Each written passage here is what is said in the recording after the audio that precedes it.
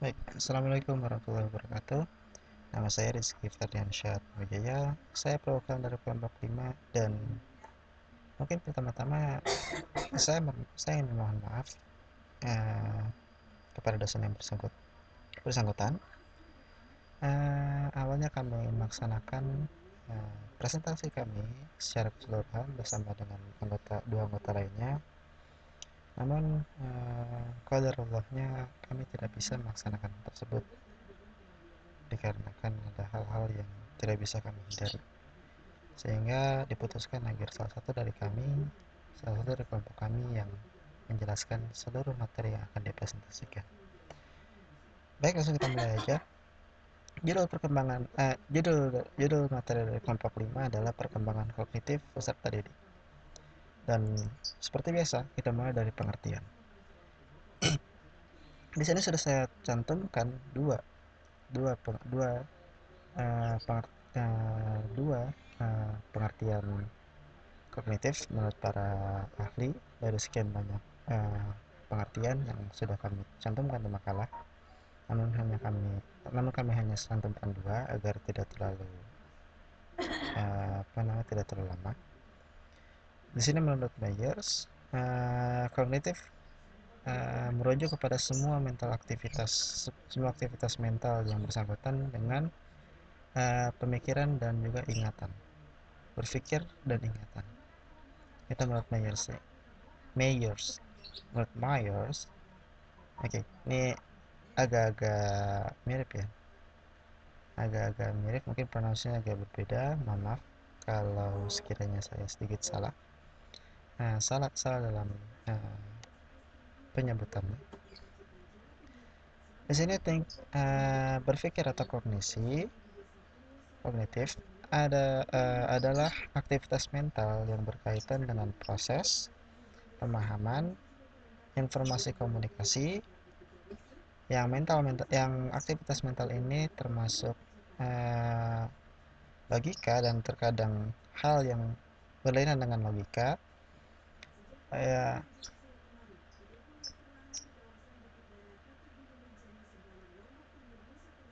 ya yang berlainan dengan logika, in which we create concept. Kita menciptakan konsep, menyelesaikan masalah-masalah, membuat making decision, and from judgment. Jadi hampir sama dengan pengertian Myers tadi. Jadi dapat kita simpulkan bahwasanya kognitif kognitif itu adalah istilah yang digunakan oleh ahli psikologi untuk menjelaskan semua aktivitas mental atau proses psikologis. Nah, dari dua pengertian tadi, yang dijabarkan pertama kali poin atau kunci poinnya adalah aktivitas mental atau aktivitas psikis. Oke, kita lanjut. Uh, Ini dasar-dasar teori Piaget. Jadi di sini ada empat teori. Ada empat teori. Uh, yang pertama adalah anak adalah pembelajar yang aktif. Tentu kita ketahui bahwasanya anak itu uh, penuh dengan rasa ingin tahu. Mungkin kita kita pernah menjadi anak-anak, kita juga mungkin masih mengingat masa-masa anak-anak kita, di mana kita bertanya banyak hal pada orang tua kita, atau misalnya mereka yang punya adik yang masih berada di kisaran umur 6 tahun sampai 11 tahun, ya pokoknya sekitar umur usia SD atau mungkin di bawahnya. Kita akan lihat mereka masih punya banyak sekali pertanyaan yang saya sendiri sih mungkin ya sedikit kewalahan mungkin ketika adik saya itu yang paling kecil menanyakan hal-hal yang mungkin sebenarnya kalau menurut saya pribadi tuh nggak perlu dijawab sebenarnya, tapi kan karena memang mereka masih anak-anak dan butuh butuh jawaban, sehingga ya kita jawab dengan cara ya kita dengan cara terbaik. Nah itulah, anak adalah sebuah pembelajaran yang aktif, sehingga banyak sekali pertanyaan-pertanyaan, dan bukan hanya itu saja, mereka bisa menggunakan skema. Maksud dari skema ini adalah uh, Konsep atau kerangka yang ada dalam pikiran anak digunakan untuk mengorganisasikan dan menginterpretasikan informasi. Oke, lanjut saja ke nomor 2. Ada anak mengorganisasi apa yang mereka pelajari dari pengalamannya. Oke, jadi dari pertanyaan-pertanyaan tersebut yang telah terjawab, pertanyaan-pertanyaan mereka yang telah terjawab itu, mereka bukan hanya mengumpulkan fakta-fakta dari apa yang mereka lihat, dari apa yang mereka dengar, tapi mereka juga bisa mengorganisasikan jawaban mereka seunik mungkin, sehingga apa namanya, anak-anak itu uh, punya cara sendiri, punya gambaran sendiri mengenai jawaban yang kita dapatkan, sehingga sedikit lebih kompleks untuk anak-anak, sedikit lebih kompleks. Oke, yang ketiga, anak-anak menyesuaikan diri dengan lingkungan melalui proses asimilasi dan akomodasi.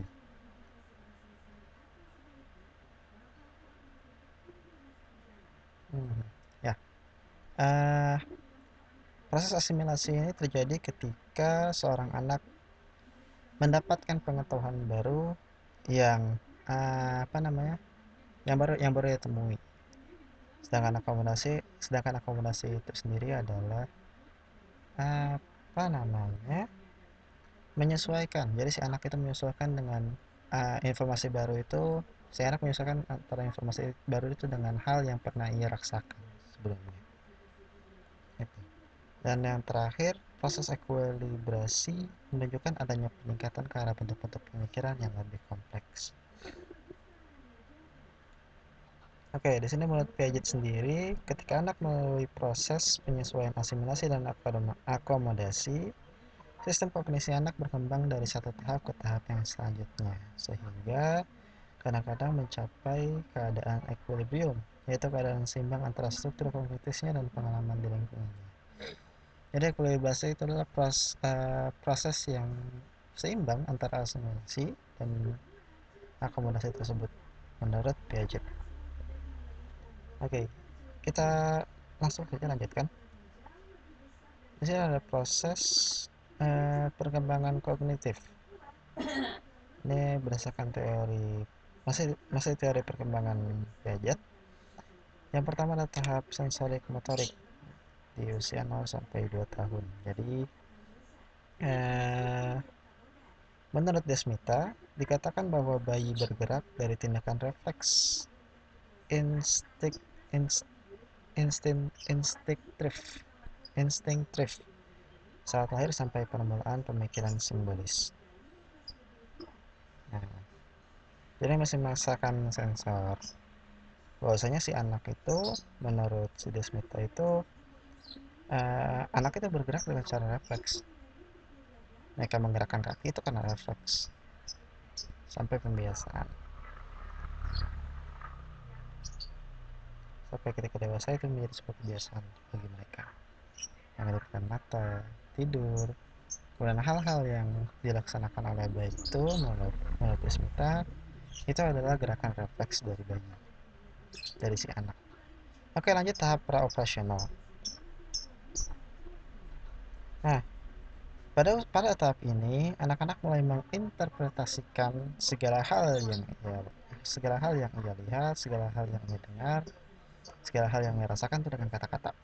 Jadi di sini anak-anak biasanya udah mulai bisa berbicara. Mungkin ada masih beberapa yang cadel, atau mungkin masih kita tidak pahami apa sih bahasanya, tapi mereka sudah mulai mengubah itu menjadi bahasa kita. Maksudnya belajar mulai mulai mulai mengeksekusi kata-kata yang ia dengar, kemudian tulisan-tulisan, ya sebagainya sebagainya. Biasanya pendengaran dulu sih. Apa yang dengar dari orang tua, dari orang lain, dari teman-temannya, itu akan mulai digambarkan melalui kata-kata. Sehingga di sini diharapkan baik kita orang dewasa yang sudah paham untuk tidak menggunakan kata-kata yang bisa jadi mungkin berdampak buruk bagi anak tersebut, baik itu kata-kata kasar, baik itu apa namanya, bentakan dan sebagainya dan sebagainya. Oke, di sini menurut Piaget ada beberapa ciri di tahap profesional ini. Eh, yang pertama itu si anak masih berpikir egosentris. Dia masih belum mampu untuk mengambil perspektif orang lain gitu. Ya masih gimana dia gitu. Yang kedua adalah cara berpikir eh, sangat memusat, jadi masih sentral banget. Jadi anak tuh masih apa namanya jadi itu masih ke satu titik aja, satu satu dimensi, dan mengabaikan dimensi yang lainnya.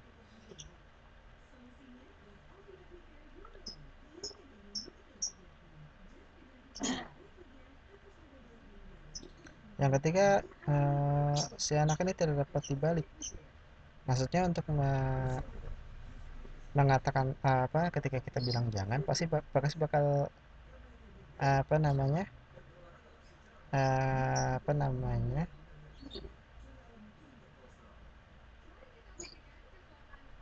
ya, contoh untuk yang nomor tiga ini akan saya berikan contoh saja biar lebih gampang. Eh, anak-anak suka sekali anak-anak suka sekali dengan bermain, bercanda atau lari. Ketika kita larang, otomatis anak itu tidak akan sulit untuk mengerti.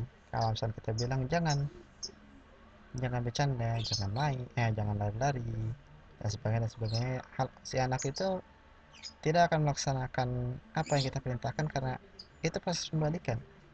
Sehingga kita sebagai orang dewasa perlu mengubah kata-kata kita agar si anak itu lebih paham. Contoh yang pernah apa namanya diajarkan oleh guru saya adalah ketika ketika kita ketika kita ingin melarang si anak untuk berlari, contoh di koridor, kita gunakan kata, nak, di koridor jalan saja, bukan nak jangan berlari di koridor ya, seperti itu. Oke, yang keempat ini cukup banyak poin-poinnya. Ya, ada berpikir profesional atau statis, ada yang kelimanya ada ya proporsional adalah transduktif atau pemikiran yang loncat-loncat. Yang keenam ada imajinatif. Ya, kita tahu bahwa anak-anak itu sangat imajinatif. Eh, ya mungkin kita pernah merasakan atau mungkin adik-adik kita yang kadang-kadang suka ngobrol sendiri, cerita sendiri gini gitu ya kan. Atau mungkin kita sendiri pernah melaksanakan itu. Yaitu salah satu dari keunikan dari profesional. Mereka sangat imajinatif. Yang pernah punya teman bayangan, yaitu salah satu contoh dari profesional. Baik, yang ketiga adalah tahap konkret operasional, usia 7 sampai 11 tahun. Di sini dikatakan bahwa si anak itu sudah mampu untuk berpikir logis. Si anak itu sudah mulai berpikir ke arah yang lebih rasional dan meninggalkan hal-hal imajinatif yang di usia 2 sampai 7 tahun itu. Eh, namun menurut Desmita, ini apa namanya? Jadi tahap ini masih memiliki kekurangan, yaitu anak mampu untuk melakukan aktivitas logis tertentu, tapi hanya dalam situasi yang konkret. Maksud di sini adalah si anak itu masih hal yang basic-basic, dia masih bisa ngelogis, masih bisa berpikir logis. Oh, ya yeah, ternyata begini, ternyata begitu. Tapi untuk hal-hal yang lebih kompleks itu mungkin si anak-anak itu masih bermasalah.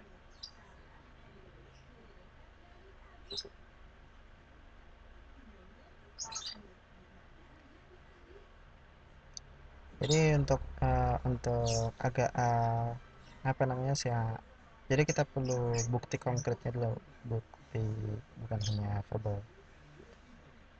Apa namanya biar si anak itu paham dengan memahami logikanya. Oke, yang terakhir adalah tahap operasional formal.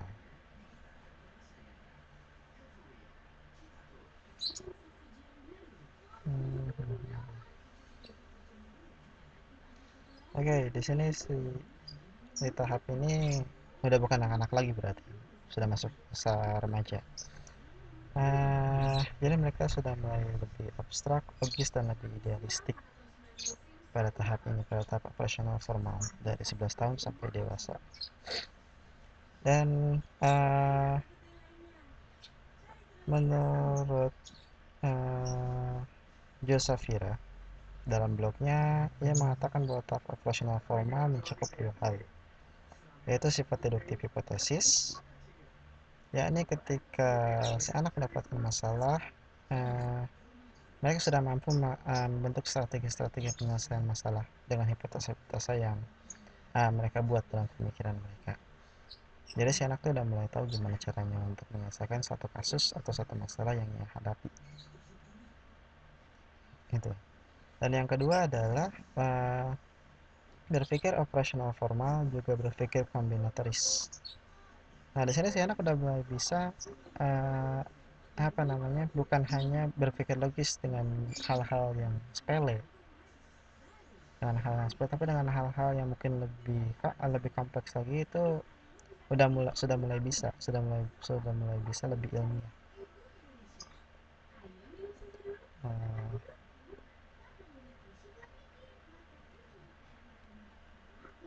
kita lanjut terakhir ke teori pemrosesan informasi.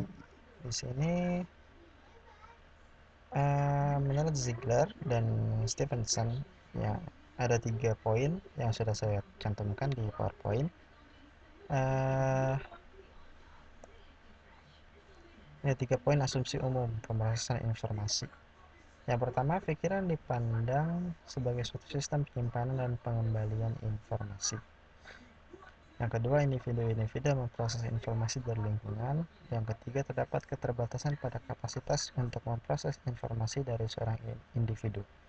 Nah, tentunya ketiga poin ini bisa kita bisa kita terima dengan akal sehat kita, bahwasanya suatu pikiran itu memang menjadi sistem penyimpanan, ya, ruang penyimpanan kita. Kalau misalnya kita bandingkan dengan HP, itu bisa menjadi memori internal dengan berjuta-juta tera ukurannya, yang berkali-kali lipat lebih banyak dibanding dengan perangkat elektronik lain. Yang kedua, uh, juga apa namanya, bisa kita terima karena informasi yang kita dapatkan, ilmu pengetahuan dan sebagainya itu didapat dari lingkungan atau dari interaksi kita dengan orang lain, baik itu apa namanya, ilmu pengetahuan, pertemanan, sosialisasi dan sebagainya itu bisa kita dapatkan melalui interaksi dengan lingkungan dan juga orang lain, termasuk orang lain dalamnya. Yang ketiga, tentu setiap individu memiliki batasan, sehingga tentu jelas bagi setiap anak itu mengapa mereka nggak bisa mencerna semua informasi yang mereka dapatkan di sekolah, ya karena memang setiap individu itu mempunyai keterbatasan tersendiri. Ada yang mungkin pemahamannya dalam satu kali penjelasan, ada yang dalam beberapa kali penjelasan, ada juga yang mungkin butuh waktu hingga bertahun-tahun. Contoh saya, kita beri contoh saya. Eh, Kelas 4 SD itu saya sudah diajarkan KPK dan FPB. Itu sampai kelas 8 itu, ketika ada materi KPK dan FPB itu saya remedial. Namun ketika di kelas 9, ya alhamdulillah, eh, nasrullah juga, karena bantuan Allah juga, Allah berikan kemudahan, sehingga butuh sekitar 5 tahun, kelas 4 sampai kelas 2 SMP itu, saya mampu apa namanya, membedakan antara FVP dan KPK dan cara pengerjaannya. Itu salah satu contohnya. Baik, kita lanjut. Oke, di sini ada karakteristik perkembangan kognitif. Di sini pembagian ini dilakukan oleh Desmita, sehingga dibagi menjadi tahap sekolah atau tahap SD, yang kedua tahap SMP dan SMA.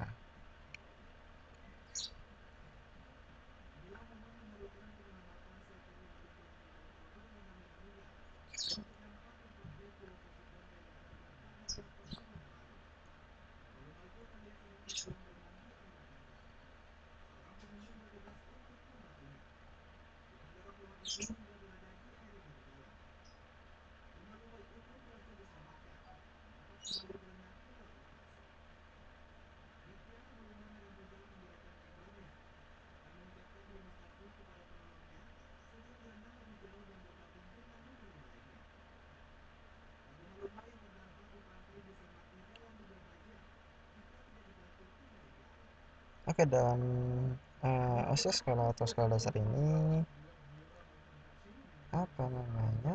eh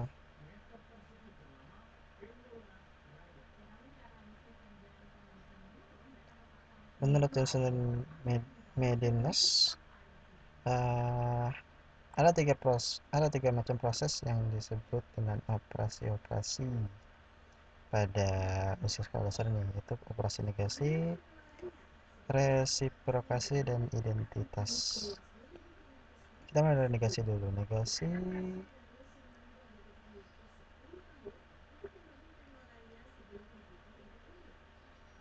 hmm.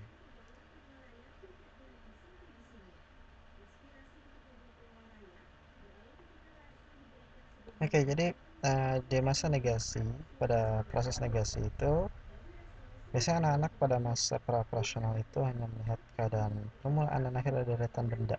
Dengan kata lain, mereka hanya mengetahui permulaan dan akhirnya saja, tetapi belum memahami alur tengahnya. Jadi anak-anak itu ketika di masa pra-operasional, ya 7 sampai 11 tahun, kalau kalau saya tidak salah. Nah, itu ketika mereka dijelaskan mengenai sesuatu, mereka hanya paham mengenai awal dan akhir. Mereka nggak tahu prosesnya, proses dari awal mula sampai ke akhir itu mereka kadang masih bingung. Sehingga mereka hanya tahu awalnya atau akhirnya, tahu diketahui dan tahu jawabannya. Caranya nggak tahu, kira-kira gitu. Yang kedua adalah hubungan timbal balik atau resiprokasi.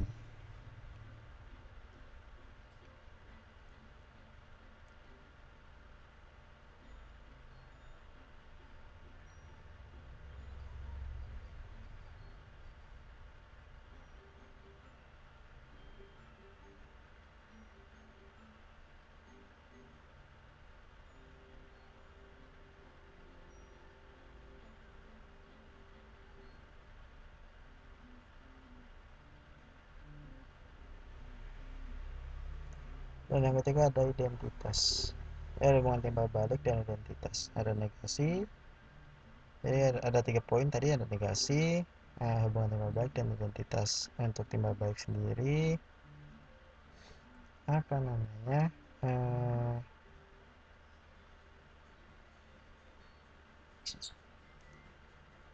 eh, di sini penulis penulis Desmita itu menggunakan perumpamaan yang sedikit kompleks. Kita bacakan saja ya. Jadi ketika anak melihat bagaimana deretan dari benda-benda itu diubah, anak mengetahui bahwa deretan benda-benda bertambah panjang, tapi tidak dapat lagi dibandingkan dengan deretan lain.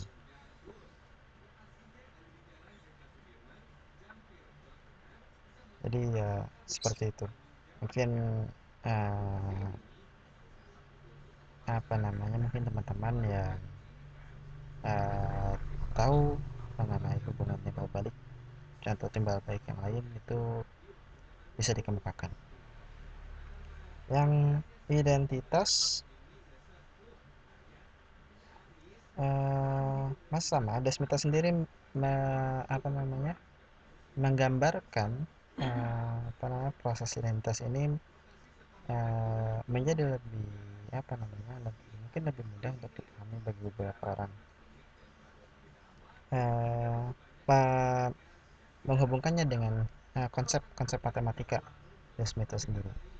Jadi di sini Desmita menjelaskan bahwa pada usia sekolah itu anak sudah mengetahui berbagai benda yang berada dalam suatu deretan. Bisa menghitung sehingga meskipun susunan dalam deret dipindah, anak tetap mengetahui jumlahnya sama.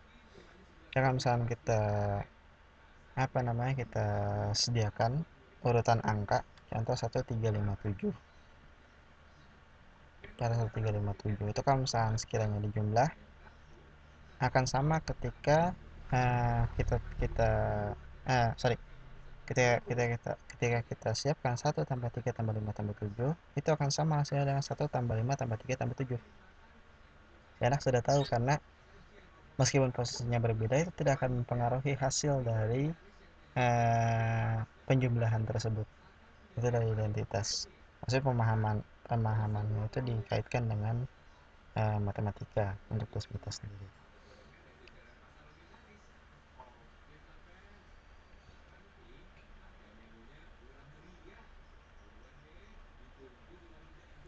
Oke, untuk masa remaja, untuk khususnya di masa SMP dan SMA ini, anak-anak sudah mulai bisa berpikir lebih logis, lebih kritis, dan lebih abstrak.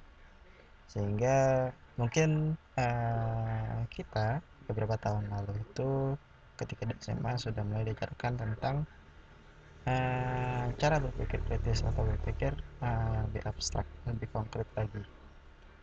Karena memang pada masa ini anak-anak itu memang sudah dituntut untuk bisa apa namanya tuntutan dari pendidikan itu pada usia SMP dan SMA itu memang sudah bisa lebih apa namanya lebih logis lagi. Saya ketika mencari jawaban itu bukan dengan asal, tapi dengan mencari tahu.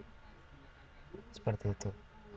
Menggunakan hipotesa-hipotesa, kemudian eh, apa namanya diuji cobakan dengan eksperimen, kemudian ditemukan hasilnya dan disimpulkan. Itu yang yang bisa dilaksanakan oleh usia-usia SMP dan SMA. Kita lanjut. Nah, di sini ada faktor yang mempengaruhi perkembangan kognitif. Tentunya dari apa yang kita pelajari di awal itu hanyalah standarisasi standar rata-rata dari eksperimen yang pernah dilakukan oleh para ahli. Namun ternyata hal itu bisa berdampak, ada yang mungkin kurang dari kurang dari hasilnya itu. Contohnya harusnya di usia 11 tahun di usia 12 tahun dia bisa berpikir kritis, namun ternyata ada anak yang masih berpikir imajiner dan sebagainya. eh tentu ada pengaruh yang yang mempengaruhi faktor tersebut. Di sini ada dua faktor. Yang pertama adalah gaya pengasuhan dan yang kedua adalah pengaruh lingkungan. Tentu dari gaya pengasuhan sendiri terdapat 3 tipe. eh, Menurut Briana itu ada tiga gaya pengasuhan. Yang pertama ada pengasuhan otoriter, eh, gaya gaya pengasuhan yang membatasi dan menghukum, yang menuntut anak untuk mengikuti perintah-perintah orang tua. Jadi eh, gaya gaya asuhan otoriter ini eh, menjadikan orang tua itu sebagai pemimpin atau leader dan anak itu sebagai bawahan yang bisa disuruh-suruh, bisa diperintah, yang kalau misalnya nggak nurut itu langsung dihukum. Itu gaya pengasuhan otoriter dan bukan menjadi hal yang apa namanya untuk beberapa apa namanya untuk beberapa kondisi mungkin gaya gaya gaya pengasuhan otoriter ini bisa menjadi efektif, namun ketika kita nggak tahu kapan waktu yang tepat menggunakan gaya asuhan ini akan berdampak buruk pada anak di kedepan harinya. Anak-anak bisa menjadi membangkang dan sebagainya kalau misalnya dia terus dipres dengan gaya asuhan ini. Sehingga saya sendiri nggak menyarankan bagi kita atau bagi teman-teman yang memiliki anak atau memiliki adik untuk menggunakan gaya gaya asuh otoriter. Tentu bukan berarti nggak boleh setiap nggak boleh nggak apa saya larang, bukan saya larang. Namun kalau misalnya teman-teman bisa memahami memahami kapan sih anak-anak itu harus diberikan ketegasan, kapan harus diberikan kelembutan, karena anak-anak kadang masih nggak tahu masih nggak tahu, masih nggak paham. Kalau misalnya kita tegas, kalau misalnya kita marahin tanpa memberikan penjelasan yang menurut mereka tuh bisa diterima oleh akal mereka, itu mereka akan melawan, mereka akan menahan, memendam rasa kekecewaan mereka kepada kita, sehingga nanti ketika dewasa mereka meluapkan itu ke kita juga nantinya. Oke, yang kedua adalah gaya pengasuhan otoritatif. Eh, jadi gaya pengasuhan ini mendorong anak untuk tetap mandiri tapi masih menetapkan batas-batas dari pengendalian atas tindakan-tindakan mereka. Jadi ini gaya pengasuhan yang menurut saya ini paling saya sukai gitu. Kalau dari saya sendiri tuh saya paling suka dengan gaya pengasuhan otoritatif. Jadi kita biarkan si anak untuk mandiri, untuk mencari tahu segala sesuatunya itu apa namanya, dengan cara-cara mereka gitu kan. Namun dengan tetap kita tetap ikut mengawasi, mengambil bagian ketika si anak itu butuh bantuan kita bantu gitu kan. Ketika si anak itu melangkah ke satu hal yang menurut kita itu berbahaya, kita cegah, kita arahkan ke arah yang lebih baik. Itu menurut saya itu the best cara pengasuhan sepengetahuan saya. Oke, di sini yang terakhir ada pengasuhan permisi atau permissive parenting. Dan di sini terbagi lagi jadi dua pengasuhan permisif ternyata. Ada pengasuhan permissive indulgent, ya, adalah gaya pengasuhan di mana orang tua menjadi sangat terlibat dalam kehidupan anak tetapi menetapkan sedikit batasan atau kendali terhadap perilaku. Eh, jadi pengasuhan ini melibatkan orang tua, selalu melibatkan orang tua pengasuhannya, sangat terlibat dalam mengasuh anak. Sebentar. Eh,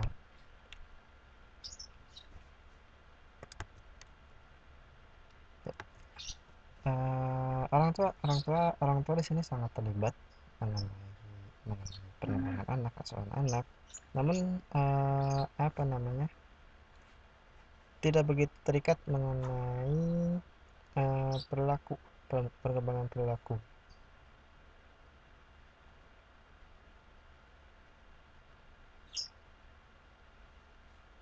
Jadi biasanya ketika apa namanya, perkembangan kognitif progresif indulgen ini jadi kurang optimal karena tidak mengetahui mana hal yang benar dan kurang benar. Oke. eh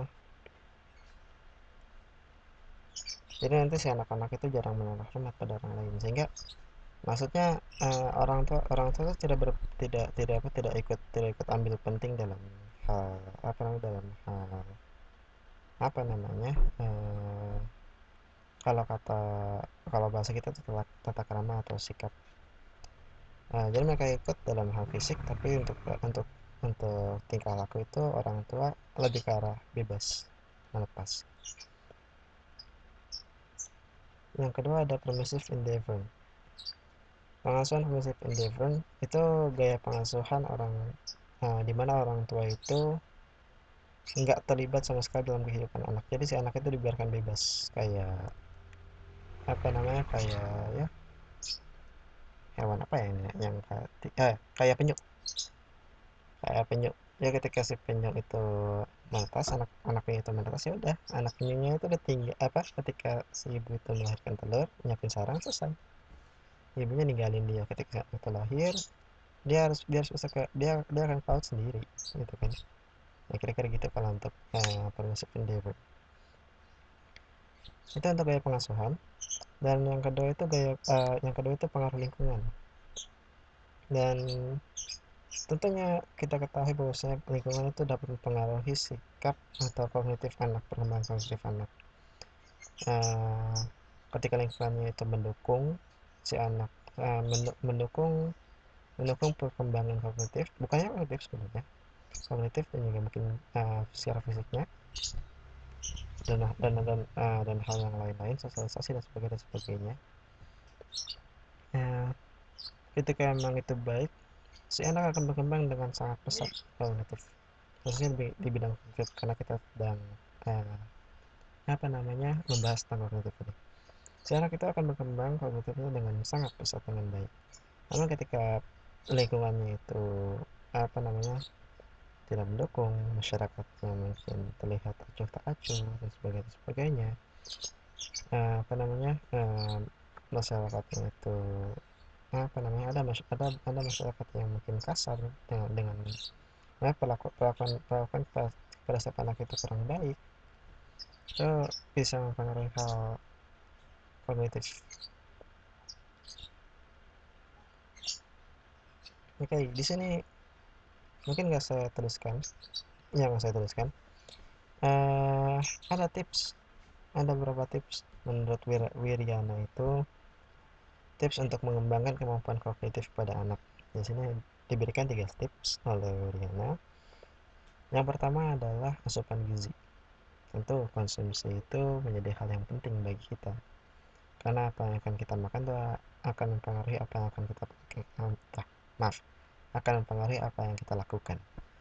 Yang kedua, melakukan beberapa latihan fisik dan relaksasi seperti brain gym. Nah, eh,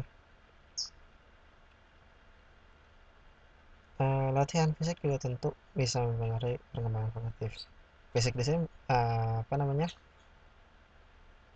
mungkin yang dicontoh brain gym. Brain gym saya nggak tahu tuh brain gym kayak gimana. Atau mungkin kita bisa ajak anak-anak untuk main TTS, mungkin bisa seperti itu dan sebagainya. Yang ketiga adalah keluarga sebagai fondasi bagi perkembangan anak ke depan. Hendaknya mampu menciptakan suasana yang harmonis, hangat, dan penuh kasih sayang. Ya, lagi-lagi hubungan, masalah gaya pengasuhan, hubungan orang tua dan anak itu sangat mempengaruhi perkembangan kognitif. Orang tua yang acuh itu bisa dapat dapat menjadikan si anak itu terkesan lebih apa namanya kurang terurus, ya, secara baik secara maksudnya secara watak, secara sikap itu orang tua yang mungkin punya kesibukan dan sebagainya itu harus lebih diperhatikan lagi mungkin anak-anaknya agar ya lebih peka terhadap namanya, karena mungkin untuk usia-usia emas seperti usia-usia SD itu anak-anak masih butuh dengan pertanyaan, masih dipenuhi dengan pertanyaan-pertanyaan. Ketika orang tuanya nggak siap atau misalnya nggak ready dengan pertanyaan-pertanyaan itu, atau misalnya mereka nggak punya waktu untuk melalui anak-anaknya, itu akan bebas pada mereka akan menanyakan hal tersebut pada orang lain yang belum tentu jawabannya itu menurut kita tuh aman, maksudnya dalam perkataannya itu aman, atau mungkin jawaban yang diberikan itu aneh gitu kan. Saya berikan contoh saja untuk hal yang ketiga ini. Ya terkadang kalau misalnya anak-anak itu sedang bermain, terkadang ada di antara mereka yang mengatakan atau memberikan informasi yang menurut kita itu nggak sesuai fakta. Contoh, kita sebagai seorang muslim itu mengetahui bahwasanya hujan itu merupakan anugerah dari Allah, merupakan rahmat dari Allah. Allah yang menurunkan hujan uh, sehingga sehingga bumi ini bisa basah dan kehidupan masih bisa berlanjut di bumi ini. Namun terkadang ada saja mungkin anak-anak yang polos, atau misalnya faktor pengaruh dari acara yang mereka tonton. Sempat teman adik saya itu mengatakan bahwasanya ketika hujan itu dewa petir sedang bertarung. Satu hal yang mungkin menurut kita itu sebuah candaan yang lucu, namun patut kita waspadai karena berbeda dengan kita sudah mengetahui logikanya bahwasanya Tuhan kita itu hanya ada satu Tuhan, yaitu Allah. Sedangkan mereka anak-anak itu masih masih bisa menerima argumentasi-argumentasi yang lain yang mungkin eh, nggak sesuai dengan logika kita, karena kan itu anak-anak masih bisa menerima apa namanya, logika-logika yang lebih simpel gitu. Sehingga perlu kita perhatikan bahwasanya perlu kita arahkan kembali. Contohnya adik saya itu, ya saya beritahu gitu kan, bahwasanya nggak ada dewa petir, dewa itu nggak ada, tidak ada dewa, tidak ada Tuhan kecuali Allah, selesai. Seperti itu. Sehingga, dan ya itu salah satu contoh kecil dan masih banyak contoh-contoh yang lain, sehingga kita sebagai orang yang lebih tua, mungkin orang tua juga gitu, harus lebih peka terhadap anak-anaknya. Nah, peka dengan setiap pertanyaan yang diberikan, menjawab setiap pertanyaan yang diberikan oleh anak itu, apa namanya, menjadi dorongan bagi mereka untuk bisa percaya dengan kita. Ya, sana lebih percaya dengan kita ketika kita lebih sering berinteraksi dengan mereka. Oke, khawatir kelamaan. Udah itu aja dari saya, perwakilan dari kelompok 5. Mohon maaf bila ada kekurangan, dan mohon maaf juga apa namanya, penayangannya atau uploadingnya sedikit terlambat dikarenakan hal yang tidak terduga. Baik, assalamualaikum warahmatullahi wabarakatuh.